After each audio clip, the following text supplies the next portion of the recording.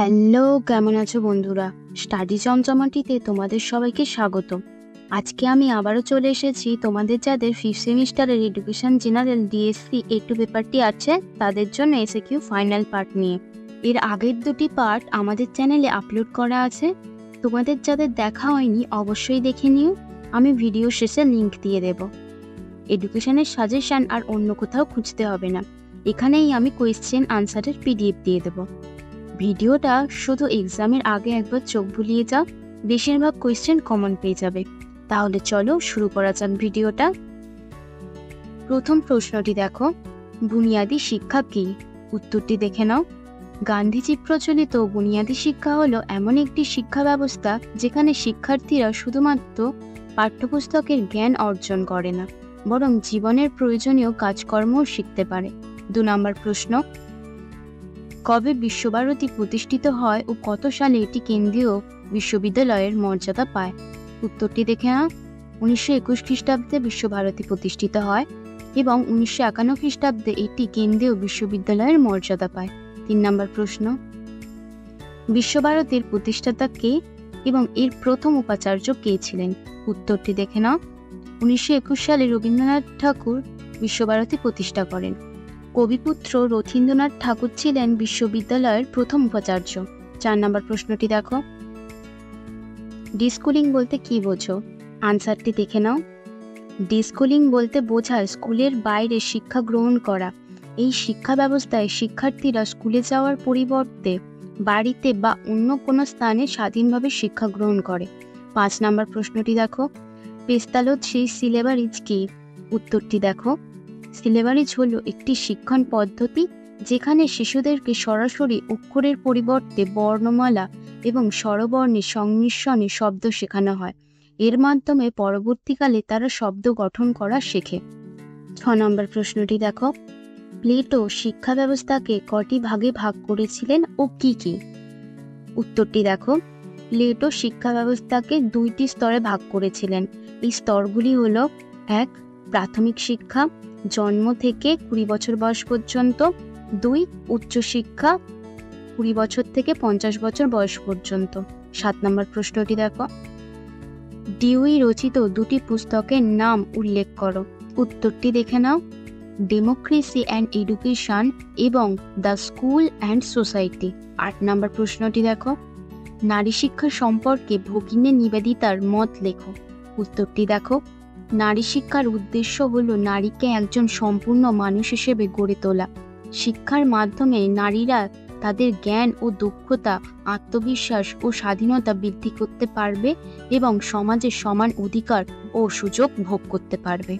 9 নম্বর প্রশ্নটি দেখো, এমিল চরিত্রটি কোন দার্শনিকের সৃষ্টি? উত্তরটি দেখো। Jacques Rousseau. পরের প্রশ্নটি দেখো, পেস্তালোচ্ছির শিক্ষা চিন্তার 4টি মূল নীতি বা মূল কথা উল্লেখ করো। উত্তরটি দেখো। 1. শিক্ষা হলো একটি প্রাকৃতিক প্রক্রিয়া। 2. শিক্ষা হলো একটি ক্রমবর্ধমান প্রক্রিয়া। 3. শিক্ষা হলো একটি সামগ্রিক প্রক্রিয়া। 4. শিক্ষা হলো একটি সক্রিয় প্রক্রিয়া। পরের প্রশ্নটি দেখো, বুনিয়াদী শিক্ষা পরিকল্পনা কত সালে উপস্থাপন করা হয়? উত্তরটি দেখে নাও। 1937 খ্রিস্টাব্দে।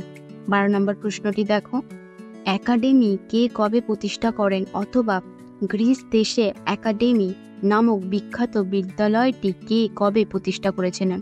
উত্তরটি দেখো। খ্রিস্টপূর্ব 387 অব্দে প্লেটো। পরের প্রশ্নটি দেখো,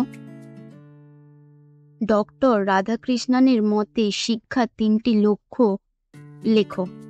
উত্তরটি দেখে নাও। 1. জ্ঞান অর্জন, শিক্ষার্থীদের জ্ঞান অর্জনে সহায়তা করা। 2. মূল্যবোধ গঠন, শিক্ষার্থীদের মধ্যে মূল্যবোধ গঠন করা। 3. ক্ষমতা বিকাশ, শিক্ষার্থীদের বিভিন্ন ক্ষমতা বিকাশ করা। 14 নম্বর প্রশ্নটি দেখে নাও, বুনিয়াদী শিক্ষা 2টি ত্রুটি লেখো। উত্তরটি দেখো। 1. বুনিয়াদী শিক্ষায় শিল্প শিক্ষাকে অত্যধিক গুরুত্ব দেওয়া হয়েছিল।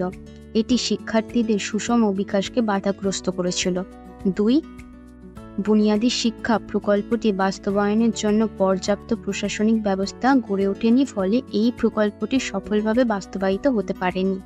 15 নম্বর প্রশ্নটি দেখো, কোন বিখ্যাত দার্শনিক প্লেটোর শিক্ষাগুরু ছিলেন? উত্তরটি দেখো, সক্রেটিস। পরের প্রশ্নটি দেখে নাও। কোথায় ও কবে ভগিনী নিবেদিতা তার প্রথম বিদ্যালয় স্থাপন করেন? উত্তরটি দেখে নাও। ভগিনী নিবেদিতা তার প্রথম বিদ্যালয় স্থাপন করেন 1898 সালে কলকাতার বাগবাজারে। বিদ্যালয়টির নাম ছিল রামকৃষ্ণ সারদা মিশন ভগিনী নিবেদিতা বালিকা বিদ্যালয়। পরের প্রশ্নটি দেখো। আইভান ইলিচ কোন দর্শন তত্ত্বের দ্বারা প্রভাবিত ছিলেন?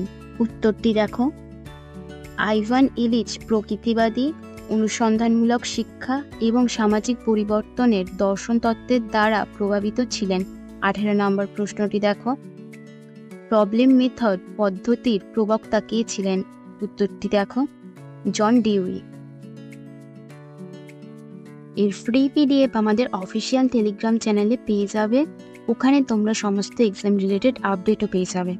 এটা ছিল ভিডিওর ফাইনাল পার্ট। পরের ভিডিওগুলো তাড়াতাড়ি পেতে আমাদের চ্যানেলটিকে সাবস্ক্রাইব করো এবং পাশে থাকা বেল আইকনটি ক্লিক করে অল বাটনে প্রেস করে দেবে, যাতে স্টাডি জমজমাটির চ্যানেলের সমস্ত ভিডিও তোমরা সবার প্রথমে পেয়ে যেতে পারো। ভিডিওটি ভালো লাগলে অবশ্যই একটা শেয়ার করে দিও এবং লাইক করে দিও। ডিসক্রিপশন বক্সে টেলিগ্রাম চ্যানেলের লিঙ্ক দেওয়া আছে ফ্রি পিডিএফ এর জন্য। তোমরা টেলিগ্রাম চ্যানেলটিও জয়েন করে নিও। আমাদের হোয়াটসঅ্যাপ চ্যানেলের লিঙ্কও দেওয়া আছে। আরও কী কী বিষয়ে তোমরা সাজেশন চাও নিচে কমেন্ট বক্সে অবশ্যই জানাও, আমি সেই রিলেটেড ভিডিও তৈরি করে দেব। দেখা হচ্ছে পরের ভিডিওতে, ততক্ষণের জন্য bye bye, see you soon.